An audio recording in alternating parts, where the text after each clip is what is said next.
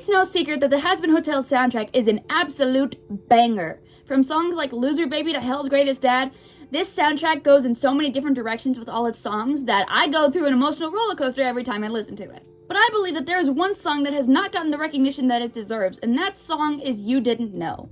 So here is why You Didn't Know is the best Hazbin Hotel song, and possibly the best song in the Helliverse universe. First reason is Emily. Look at her. Look at how cute she is. Look at how scrunkly. She's like a little ferret hamster thing. Second reason is Lute. Look how hot she is! Oh my god, I'm so gay. I'm so gay for her. Number 3 is Alex Brightman. If you don't know who he is, then you must be living under a rock because he is iconic.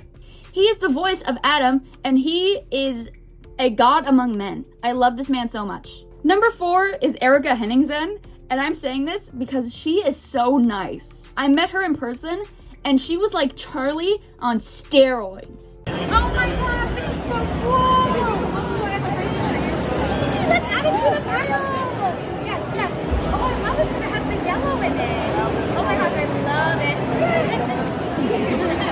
Amazing. What's your name? Moxie. Moxie. Nice to meet you. Hello. Nice to meet you too. I'm gonna sign right. Can't do video. Oh, okay. She was so nice and incredible. The 5th reason is the Emily and Charlie duet. I already get chills when listening to this song, but when that part comes on, I get even more chills. But when I watch the shot... If hell is forever, then heaven must be a lie. Emily. If angels can do whatever and remain in the sky, the rules are shades of gray when you don't do as you say, when you make the wretched suffer just to kill them again. I get even more chills, especially for such an impactful moment. Reason number 6, and this is probably going to be a long one, it points out the hypocrisy of heaven. I have some lines from a few songs from Hazbin that I want to point out in order to get my point across. First, we'll look at the obvious You Didn't Know. A person deserves a second chance. Now we turn our backs, no second glance. Some crack up already. He blew his shot like a in his mouth. I wanted to save you, the anguish it takes to do what was required. I don't need your condescension. It was talk of virtue, just pretension. If hell is forever, then heaven must be a lie. Emily. If angels can do whatever and remain in the sky, the rules are shades of gray when you don't do as you say, when you make the wretched suffer just to kill them again. Did you ever think your little girlfriend might be a liar? What's the fuss? Why hide the fact that you're an angel just like us? Now for Welcome to Heaven, and there's only one line. With a virtuous preside 24/7. Oh. And finally, Hell is Forever. Had their chance to behave better, now they boil in the pot. Cause the rules are black and white, and fair is fair, and eye for an eye, yeah. And for those of us with divine ordainment, extermination is entertainment. Now, with those lines, there's a lot to unpack, so this is going to take up a majority of the video, I think.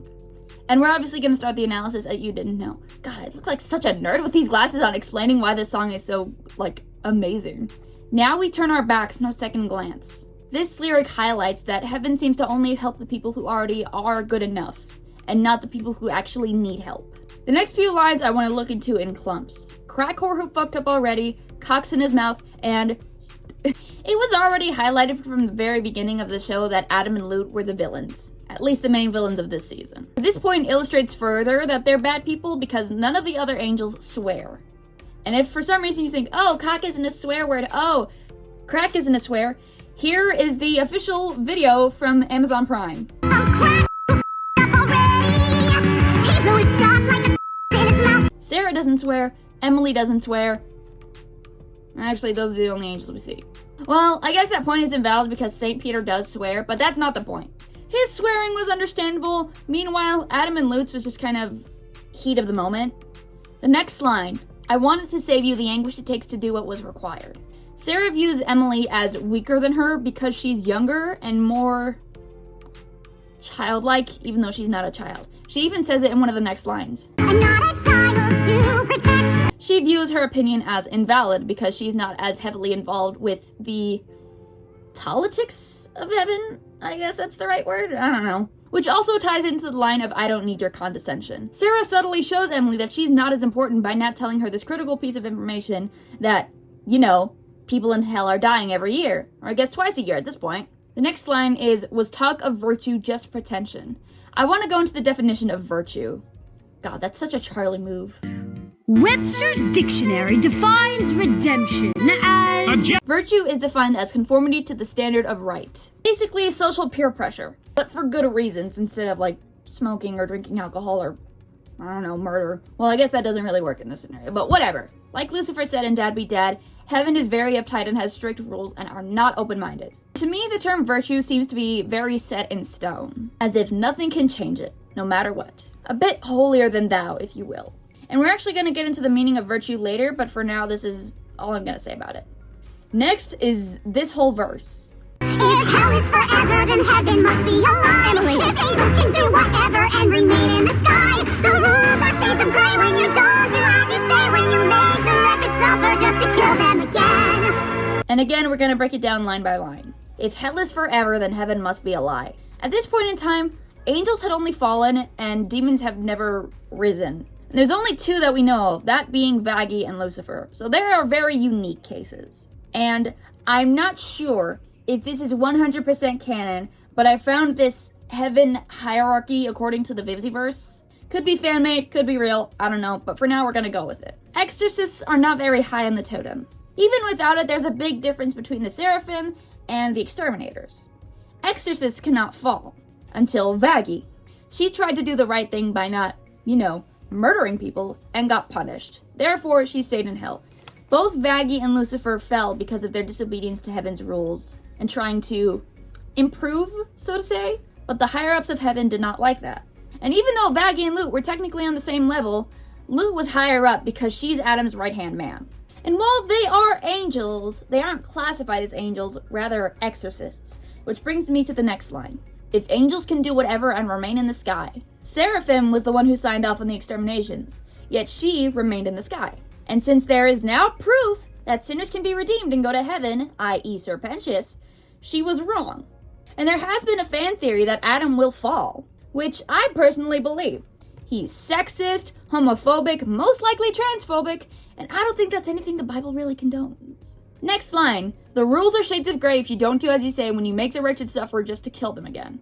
Adam already said the rules are black and white, but because of these strange heaven loopholes, it's not. It's a value scale from black to white. And judging by Lucifer's line during the finale song, In the last 10,000 years. it seems to be that the exterminations have been happening for the last 10,000 years, but I could be wrong. But again, it seems to be, if you fall in line and do exactly what heaven wants, then you'll get into heaven. But if you make one mistake, then you will fall. There is no second chance. Until now. Charlie's line of I was told not to trust in angels is again very impactful. She trusted an angel without even knowing that she did. Which again, further proves the point that people can change. Vaggie changed. She used to fight, but now she fights for what she knows is right. Did you ever think your little girlfriend might be a liar? Further proves the point that Charlie didn't know, and for all she knew, Vaggie could have been lying the entire time. Well, I mean, she was, but lying about if she believed in it or not.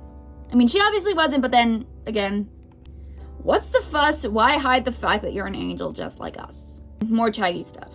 Those are all the lyrics of You Didn't Know that I wanted to go over. Now for Welcome to Heaven, where there's only one line, where the virtuous reside 24/7. Then, I'm gonna go back to the definition of virtue. Conformity to a standard of right. Vaggie and Lucifer did not conform. They stayed the way they were, and they fell. So why were they in heaven in the first place? Lucifer was kicked out of heaven after he gave the apple to Eve. That was what pushed the line. But even though he was seen as a troublemaker, he was allowed to stay. It wasn't until that single act of disobedience that he was removed from heaven. It wasn't until Vaggie's single act of disobedience that she was kicked from heaven as well. In heaven's eyes, they were not virtuous. Only when you conform by their standard of right are you allowed into heaven. Next up, and finally, hell is forever. Had their chance to behave better, now they boil in the pot. I don't really know if this one counts because up to that point, no one thought that redemption was possible except for Charlie. And this further shows the connection between Lucifer and Vaggie. Even though they did something right, they were kicked out of heaven because that was not viewed as heaven by doing something good. By doing something right by the standard of conformity. Rules are black and white. Refer to the point I made about the rules being a scale. Fair is fair, an eye for an eye. simple filth like you has no place in heaven.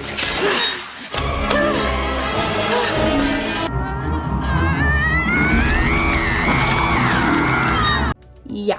And for those of us with divine ordainment, extermination is entertainment.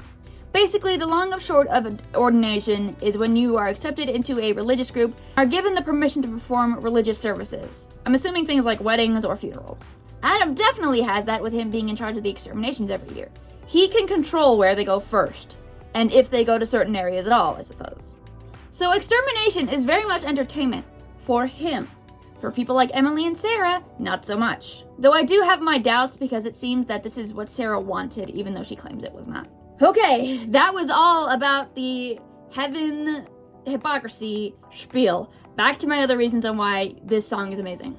Number 7 is the stunning visuals throughout the song. I'm just gonna let some of those clips play.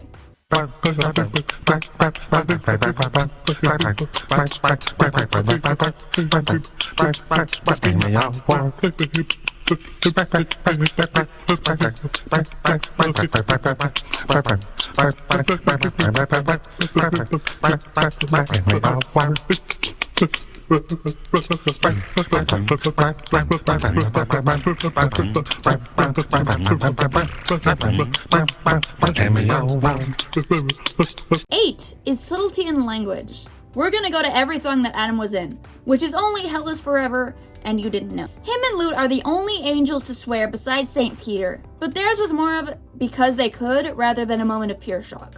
Side note, I have a page of notes for this, and for this part I wrote, subtlety in language that points out that Lute and Adam are poo-poo heads. Gotta love Tism humor.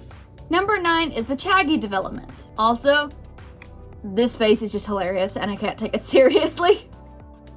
This is a big step for Charlie and Vaggie. Charlie is her own flavor of unique. Charlie's trust in Vaggie is instantly destroyed. She doesn't even let her sleep in their room. She was sent to the doghouse. But Rosie points out that the hotel is about redemption, and that's what Vaggie has done for herself. So Charlie forgives her. In real life, I don't know if it would be that easy, but it's a cartoon, so whatever. 10 is the shift in genres throughout the song. In this song, we successfully shift into 3 different musical genres: classical Broadway, rock, and ballad. I can't really elaborate more on that. 11 is Emily's design change. She literally opened her eyes to what was going on right underneath her nose the entire time. No, really, her design has open eyes. The symbol on her chest changes to an open eye, and so does her halo. Heck, I even made a tweet about it, and I was hesitant to post it because I thought someone figured it out first. I mean, someone probably did, but whatever, I tweeted it. Number 10 is the diversity in angel designs. This really only qualifies if you're watching it and not listening to it, but I'm going to talk about it anyways. The design of biblically accurate angels has become more popular in recent years, and this was evident in Hazbin Hotel, with characters who have the designs of biblically accurate angels. Well, kind of, because this is what an actual biblically accurate angel looks like. Yeah. Sorry if I gave you nightmares. The final thing that I want to talk about is the diversity in voices. We've got a deep man voice, high-pitched voices, deep woman voices, and a duet. And that is the end of this extremely pretentious video. Anyways, if that does not convince you that You Didn't Know is the best song in Hazbin Hotel, then I don't know what will. Now, if you'll excuse me, I don't know.